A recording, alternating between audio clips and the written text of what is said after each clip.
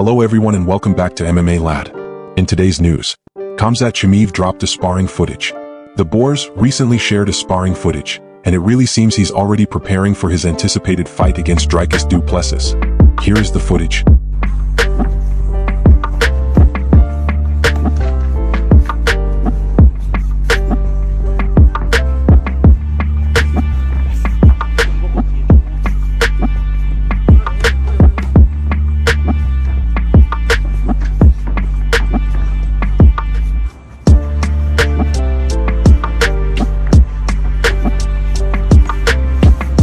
Should DDP be scared?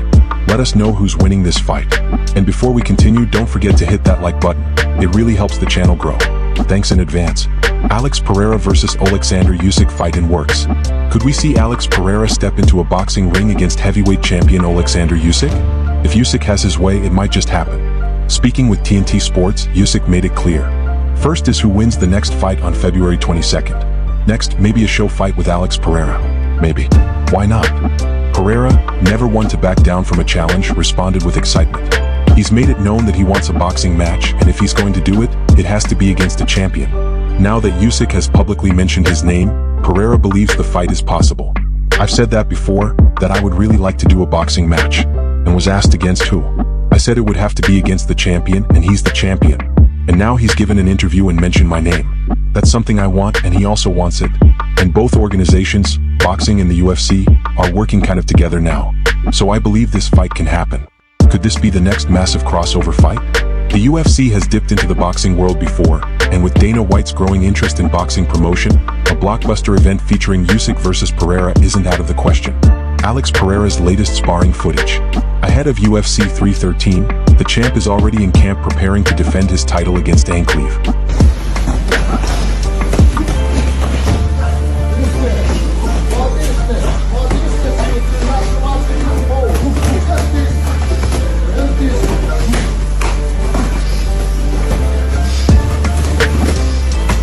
Come on, 20 seconds, pick it up! 20 seconds, pick it up!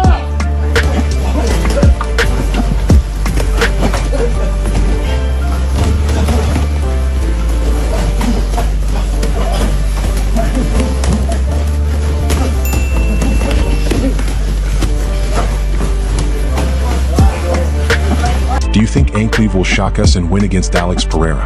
Drop your pick zone in the comments. New fight announcements. We've got some major fight announcements, including the return of Miesha Tate and a surprising trilogy bout. Miesha Tate versus Yana Santos, booked for UFC Fight Night on May 3rd. Tate is coming off a submission victory in late 2023, while Santos is looking to build on a decision win over Chelsea Chandler. Uriah Faber versus Renan Barão 3. Yes, you heard that right. The trilogy is set, but the date is still to be determined. Barão won the first two fights, including a brutal TKO finish in 2014. However, Barão hasn't won a fight since 2016 and is currently on a 6-fight losing streak. Does this fight even make sense? Charles Oliveira showing spectacular boxing skills.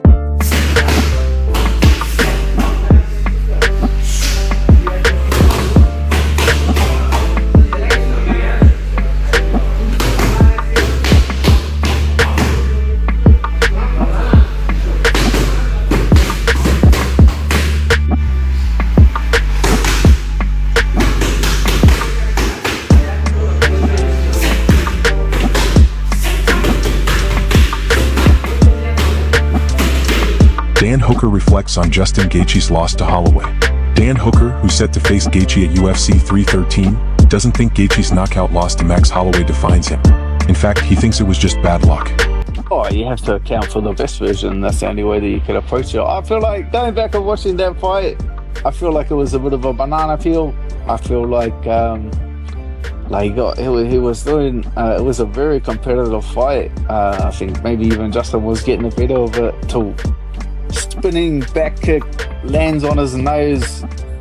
Like you throw that bloody thing 1,000 times, it doesn't land square on the nose and send you left. Like, and you know what it's like when you get your nose shattered in the first round. Like, you can't breathe, you can't see. And then I think round 2, round 3, there was a couple of eye pokes. So now the copper can't breathe, he can't see, he's got Max Holloway standing in front of him. So it's like, I don't take I don't take too much from that fight, like even like stylistically or technically. I don't take too much of that fight. I think those two fight 10 times. I think Max wins 5, Gaethje wins 5. I think the what most people take away from that fight is that Max outclassed Gaethje, but I don't think it's that. I don't think that's, from my opinion, looking at that fight, I think it was just a bit of a banana peel fight, and that the gods of war did not, it's not his, it just wasn't his night, and the finish is the finish, and it's like you can't take so many incredible moments in your favor for a decade, and then one goes the other way, and then you don't know what it is, or you can't accept it. Hooker believes that if Gaethje and Holloway fought 10 times, it would be an even split. Was this just an off night for Gaethje? JOAQUIN Buckley warns Belal Muhammad about moving up to middleweight. Buckley, who recently moved back down to welterweight, strongly disagrees with Belal's claim that he could dominate the middleweight division. Buckley didn't hold back, saying, "You see Belal Muhammad talking about he wants to move up. He could be double champ. Belal, I'ma just warn you right now. You don't have the tools nor the weapons to beat a person like Dricus. You're not gonna be able to take Buddy down. I'm just being honest with you, bro. Nor will you be able to knock him out with pillow. And no matter how much you think that I can see all the holes in this game, even if you beating up Dricus, like I said before, he's just gonna keep coming and coming and coming, and he ain't gonna stop. No, dude. You're gonna always have that constant pursuit after you. And if you don't have things that's going to hinder him or pretty much slow him down or stop him in his tracks, he gonna beat you. And he gonna beat you in a way where you ain't never been beat before. When you were 175, if you're moving up in a different weight class, well, I'm telling you, bro, they hit a little bit different up there, bro. Trust me, I know. Do you think Buckley is right? Let us know what you think down in the comment section. Sean Strickland fires his own coach. One of the most bizarre stories in MMA right now. Sean Strickland is cutting ties with his longtime coach, Nicksick, after Nicksick publicly criticized him following his loss to Dricus Du Plessis. Recently, news of Nicksick publicly criticizing Sean Strickland after the DDP fight at UFC 312 came out, and this didn't sink in well with Sean. Strickland fired back, saying, "I like Eric.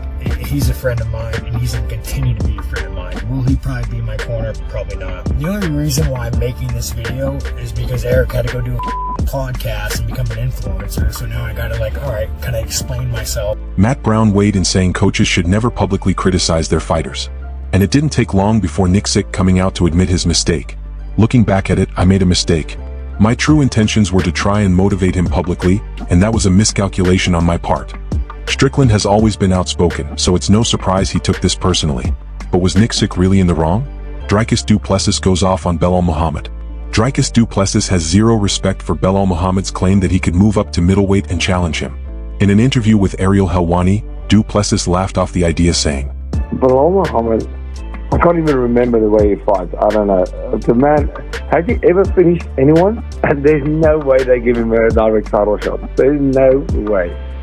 The UFC doesn't even like Belal Muhammad. He hasn't even defended his belt once. He's definitely better on Twitter than he is in fights, I have to say that. Just for fun, how do you think that fight goes? I step on his head and it's over.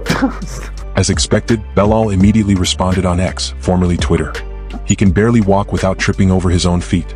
He ain't touching me." Do you think Belal would win a fight against the champ? Let us know your take on this. Should Pereira versus JOAQUIN happen? And does Belal really stand any chance at middleweight? What do you guys think? Let us know by leaving a comment down in the comment section below. And if you enjoyed the updates, be sure to smash that like button and subscribe. See you in the next video.